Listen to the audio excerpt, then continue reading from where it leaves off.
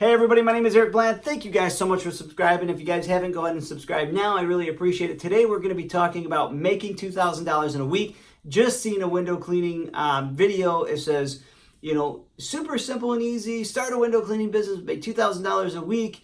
He used to do it in college, and it's super simple, no startup costs, and you don't have to have any experience. And I laughed so hard at that this morning. It was like 5:30 this morning. This morning is Sunday for me. I don't know what day it is for you. Let me know in the bottom here in the description or in the comment section what day it is for you guys are watching this. But I laughed. I said, you do need experience because you're going to get there in straight pole with, number one, you're going to have like Lowe's or Home Depot equipment, which is the rubbers are going to suck on them and they're just going to be bleeding everywhere all over the window, and you're going to try to straight pull them and it's not going to work, okay?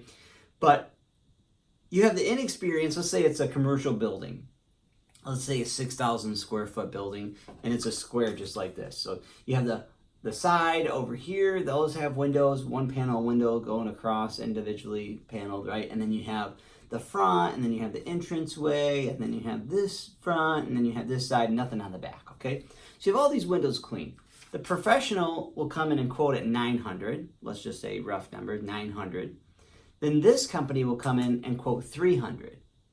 And because he doesn't know the prices in his area, he's just going to go what he thinks is best for him and what he needs for bill money and maybe his rent's due or car payments due or cable bill or something like that. Where the professional company over here realizes that they're going to call them back and realize what the market is, okay? Here's what happens. A lot of people go on Facebook and say, hey, would you help me out with this pricing? If you don't know the pricing in your area, there's no reason that you need to know what the pricing over in your area, let's say you're in Texas, you don't need to know that pricing of that building from somebody in Michigan.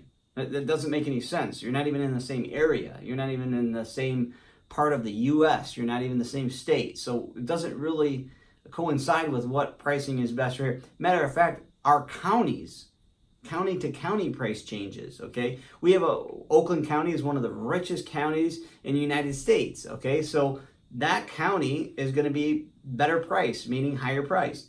Macomb County is going to be a little bit less, okay? So you have to understand what the market is in your area before you start quoting things really horribly, because what happens is it ruins the industry. Maybe not for you right then because you're like, oh, $300 is everything, okay?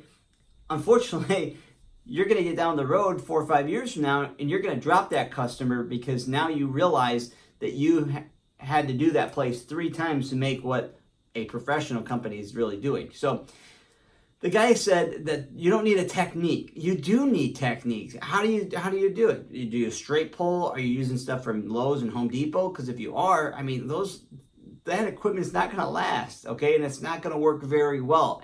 Honestly, I used a squeegee from Home Depot the other day. A buddy of mine had it, and I was like, what? Let me try this out. And it was horrible. It was horrible.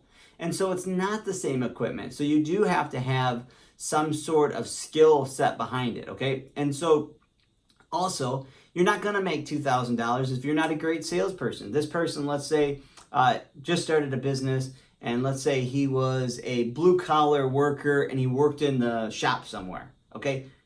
Maybe this person doesn't have the skill set that maybe somebody over here has been in the business now 5 years, and maybe he is a good salesperson. He understands what the ups and downs are and how to overcome objections. And if you don't know that, then maybe it's a question about why you started your business in the first place.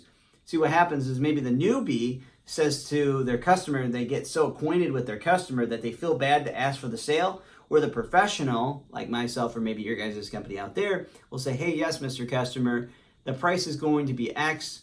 We can sign you up this Thursday or next Friday at 11:30. Which one would you prefer? Well, the newbie says, it will be $300, Mr. Customer.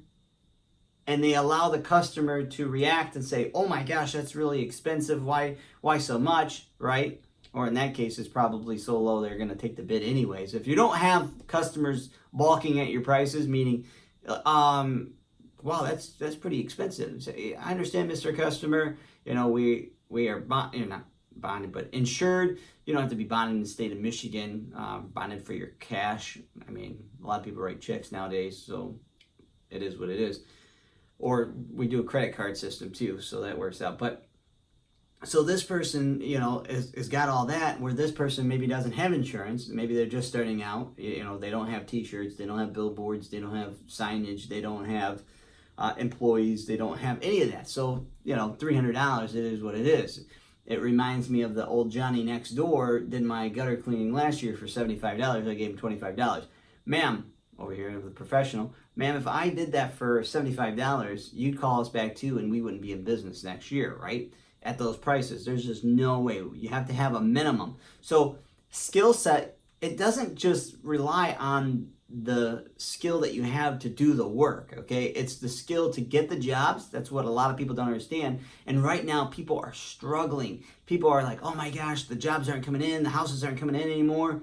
Well, it's because you relied on just the work ethic behind it and not the back office side of it. The back office is all the paperwork, calling customers, making sure that, you know, we're going to have them weekly, bi-weekly, monthly.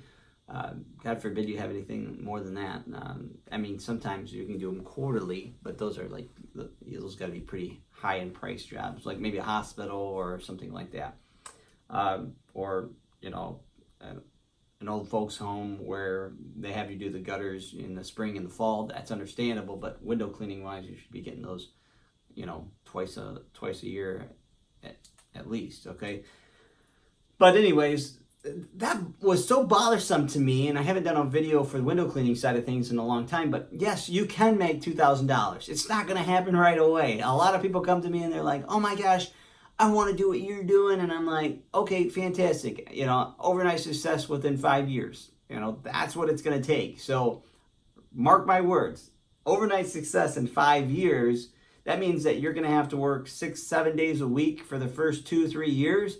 And then things start to get maybe a little comfortable after that. And then it will get better and better and better as long as you keep up that same work ethic. It's not you start a company and you become rich the next night. No, it's going to take a lot of work. And if you're just doing window cleaning, it's going to take a whole lot of windows to get to that $100,000 marker. So we do window cleaning, gutter cleaning, and power washing. Power washing, a whole different ball game. Once you get to power washing and soft washing, forget about it. The prices, I mean, you think you made good money in window cleaning. Power washing is amazing money. So I wanted to, you know, say to the guy out there that he doesn't do window cleaning. He did it in his college years, and he said, oh, super simple, only $2,000, you know, you can make $2,000. It was sickening because he left out all the stuff. He may have showed all the equipment that he used, but he forgot the honing set of sales that you have to have in order to talk to people. If you're an A-type person and you're gonna do, you know, you're sitting there, yes ma'am, no ma'am, yeah, that sounds great. You B personality, hey, how's it going today? Great to see you. You know, that is huge. It's gonna be two different people out there. And if you have an A personality and B personality, go out and do business, B is always going to win at the end of the day because they're, well, if they're a good salesperson, you don't have to talk all the time to be able to sell, but because you can overtalk and overstep a lot of the times. And a lot of people that talk a lot think they're good salespeople, but they're truly not. That's the ones that listen. So A personality could, you know, dominate that sales lead for that day if they knew how to overcome objections to people and things like that. So that's good to know. So skill set, you have to have some sort of skill set. You have to have it in the business side of it too. I mean, talking about, you know, boots on the ground when you're out there working and squeegeeing. So if you don't know the S motion and you don't know to take the squeegee and wipe the bottom ledge rather than have to towel it all the time, if you don't have the right, you know, microfiber towels, or maybe you guys use microfiber towels. We use Huck towels, which is used medical towels. So we use those. If you don't know the proper way to clean those, you can leave debris on the glass. If you don't know when to change your squeegee, if you don't know how to razor blade right, you're going to scratch the glass. I mean, there's just so much information that you do need. And this guy was just, that guy was so wrong. I wish, I'm just like, you should delete that video because it does no justice for the person that's actually, it sets them up for failure. You can make $2,000. You can. Yeah, you can make $2,000. However, the work that you're going to have to put behind it is going to be like no other work you have. No business that you're ever going to start is easy. Ask any business owner, hey, was it easy? And they're going to laugh at you and say, are you kidding me? No way. And the businesses that I have and that I've had and sold off, my gosh, no business that I've ever had was easy. Matter of fact, my son came to me. He has a shoe cleaning company, and it's cute. He has a shoe station downstairs, and he cleans up shoes and stuff. And he says, this is very hard, and this one got too wet, and now I don't know what to do. So again, it's leather, so now he had to do some research. So he has to go through all the steps that you guys out there may be going through. Maybe you guys mess something up. Maybe you guys have to fix something. Maybe, whatever the scenario is. But be this guy. Keep striving for professionality.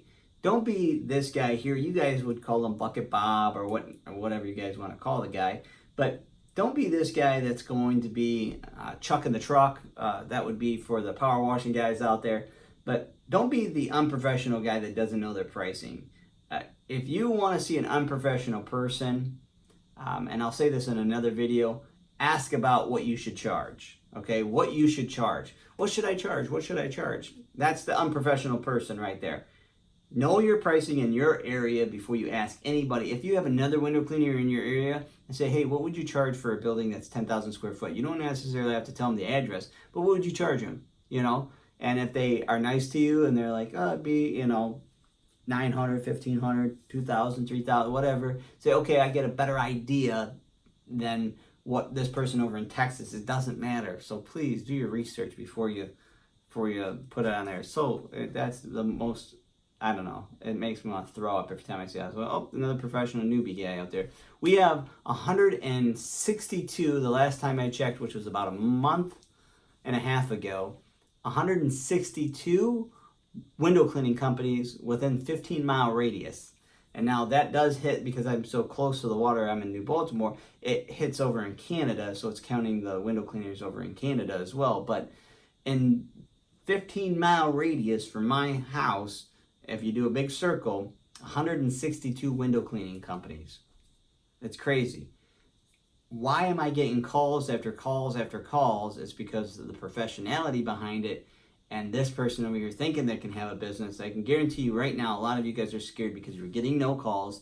You're not getting more houses. They're not calling anymore. They might be calling for gutter cleaning right now. And it'll start from gutter cleaning now until about November 25th, right after Thanksgiving. And then all hell breaks loose because it'll get too damn cold.